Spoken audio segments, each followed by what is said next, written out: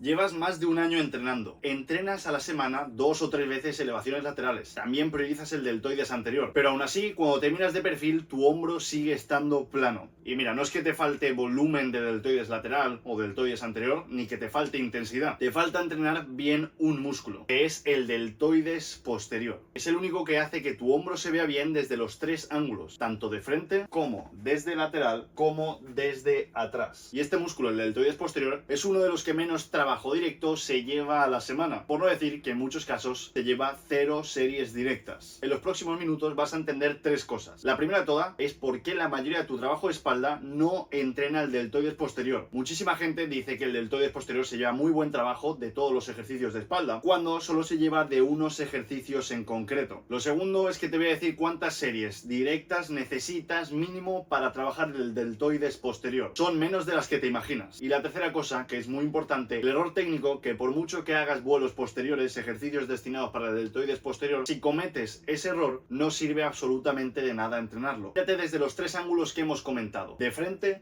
es el deltoides posterior el que rellena el hombro. La mayoría de personas cree que el contorno solo depende del hombro lateral, del deltoides lateral. Y no es así. El deltoides lateral es muy importante entrenarlo y debes entrenarlo mínimo con frecuencia 2. Pero el posterior es el que rellena el hombro, es el que hace que salga hacia los lados y se vea esa sensación de amplitud. De perfil es donde más decide. Tú de perfil ves las 3 partes del hombro: el deltoides anterior, el deltoides lateral y el deltoides posterior. El deltoides lateral y el deltoides anterior ya sabemos entre tú y yo que lo estás entrenando de sobra. Y el posterior es el que le da esta forma al hombro, hace que se vea más redondo, la forma clásica de 3D. Como tú no lo estás entrenando, es por eso que el hombro de perfil se ve absolutamente plano. Y de espaldas, como te he comentado, es un plus extra de densidad que te da. Te voy a explicar ahora el reparto real de volumen que suele suceder en la mayoría de casos. El deltoides anterior está cubierto en todos los preses, absolutamente todos. Press plano, press inclinado, si haces press declinado también está cubierto ahí, y los presses verticales. Ya se lleva buen trabajo. Después, el deltoides lateral, la mayoría de gente sabe que es un ejercicio que tiene que tener sí o sí en su rutina, y hacen bastante volumen. Lleva trabajo por parte de las elevaciones laterales y también de los presses verticales, es decir, si tú haces un press vertical de esta forma, el deltoides lateral también se lleva estímulo. Pero el posterior no se lleva trabajo de manera indirecta de prácticamente ningún ejercicio de espalda, como se cree, sino únicamente de los remos. Y no de cualquier remo. Aquí quiero hacer un matiz. Tiene que ser un remo con el codo abierto y donde hagas una protracción y retracción escapular, que haya una abducción del húmero, que el brazo vaya hacia detrás. De esta forma sí que está trabajando el deltoides posterior y se lleva un buen trabajo. Pero en comparación con un jalón donde haces una aducción horizontal, que lo que haces es bajar el brazo así, el deltoides posterior no está haciendo su acción. Por lo tanto, no se va a hallar trabajo. En un pullover, donde también lo haces con la técnica adecuada, no vas a pasar de la línea del torso y aquí vas a hacer una extensión de hombro. El deltoides posterior tampoco se va a hallar trabajo, se va a hallar trabajo el dorsal. Y lo mismo con un remo sentado, donde lo estás enfocando para dorsal, donde limitas la protracción y la retracción escapular y únicamente haces este movimiento. Tampoco el deltoides posterior se va a llevar trabajo. Y es que la cosa es que el deltoides posterior no lo cubres únicamente haciendo espalda, porque como acabas de ver, solo se lleva trabajo de un tipo de ejercicios. Y es por eso que tienes el deltoides posterior rezagado, porque has escuchado que únicamente haciendo espalda ya se lleva buen trabajo y no requiere de trabajo directo. Y ahora vamos con la parte que va a cambiar cómo ejecutas los vuelos posteriores. Y es que muchas veces la gente piensa que el ejercicio no funciona y eso no es así. Es que están haciendo un ejercicio totalmente diferente al que se debería de hacer. El primer error de todos es retraer la escápula en unos vuelos posteriores. Tú, al hacer unos vuelos posteriores, lo que no tienes que hacer es retraer la escápula, porque si tú retraes la escápula, lo que va a pasar es que el trabajo se lo va a llevar la espalda alta. Tú, si haces este movimiento con retracción escapular, una parte del trabajo se lo va a llevar el deltoides posterior, pero otra gran parte los músculos de la espalda alta. Cuando hagas unos vuelos posteriores, lo que tienes que hacer es mantener la escápula lo más fija posible y llevar el brazo hacia atrás sin mover la escápula. Lo pones de esta forma, codo semiflexionado, y cuando lo llevas hacia atrás lo mantienes de esta forma, sin mover la escápula de manera excesiva. Y ahora vamos con el segundo error, que es pasarte del recorrido. Si tú te pasas de unos 90 a unos 100 grados de abducción horizontal, es decir, llevas el brazo más hacia atrás, la escápula sí o sí se va a retraer.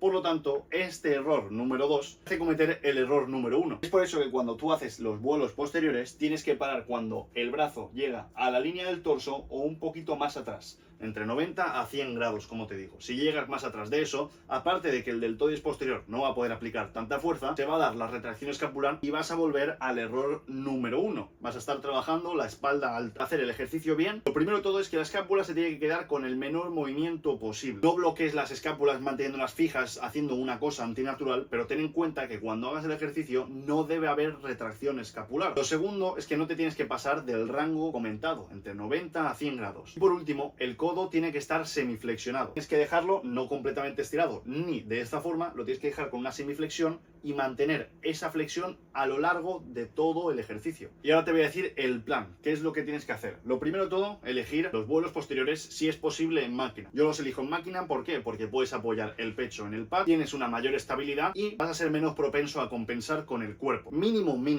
tienes que hacer 2 series directas por semana. Yo no te digo que únicamente con 2 series directas vayas a progresar, pero mínimo tienes que empezar por ahí. Si venías de hacer 0, empiezas con 2 series directas. Si ves que el deltoides posterior es una parte que se queda atrás en tu cuerpo y quieres darle más estímulo, ves añadiendo series poco a poco. Siempre teniendo en cuenta que te recuperas, que aplicas la intensidad correcta y que progresas en el tiempo. Si no cumples estas 3 cosas, no añadas series porque van a ser series basura. El rango de repeticiones entre 6 a 10 repeticiones. Y la intensidad, al ser un ejercicio en máquina, con el pecho apoyado, estable, y además es un ejercicio aislado, te puedes permitir un RIR 1 a un RIR 0. Es decir, tienes que ir muy intenso en este ejercicio para trabajar el deltoides posterior. Y por último, frecuencia 2, como cualquier otro músculo. O sea, por ejemplo, el día de pull, metiéndole la serie directa de vuelos posteriores, más el trabajo indirecto que se lleve del remo de ese día, y el día de torso, llevarse trabajo indirecto de otro remo. O puedes también hacer una serie directa el día A y una serie directa el día B. Otra cosa también es que le tienes que dar la misma importancia como si fuese un press banca, un peso muerto o cualquier otro ejercicio. Anota los pesos que haces en los vuelos posteriores. Porque estoy seguro que de press banca, peso muerto o sentadilla, lo tienes en la cabeza los pesos que haces y las repeticiones. Pero te pregunto por un ejercicio como los vuelos posteriores, que quizás ni siquiera estabas haciendo, y no me vas a saber decir las repeticiones que hiciste la semana pasada, el RIR en el que te quedaste, ni el peso. Ahora bien, esto es solo un músculo, únicamente uno. Y probablemente no es el único que tienes mal repartido en tu rutina. Porque el problema de fondo casi nunca es un ejercicio suelto. Así que si quieres que revise tu caso de forma personalizada, te voy a dejar el link del formulario de mis asesorías en la descripción, donde lo leeré y me pondré en contacto contigo si tiene sentido que trabajemos juntos, ya que trabajo con un número limitado de personas. Y ya para acabar, quiero que me dejes en los comentarios cuántas series directas hacías realmente a la semana de deltoides posterior, si es que hacías. Y si las estabas haciendo, aparte de decirme el número, también si estabas haciendo la técnica de manera adecuada. Así que nada más, espero que te haya gustado el vídeo, no te olvides de darle a like y suscribirte, porque si no vas a perder músculo. Nos vemos en el siguiente. Chao, chao.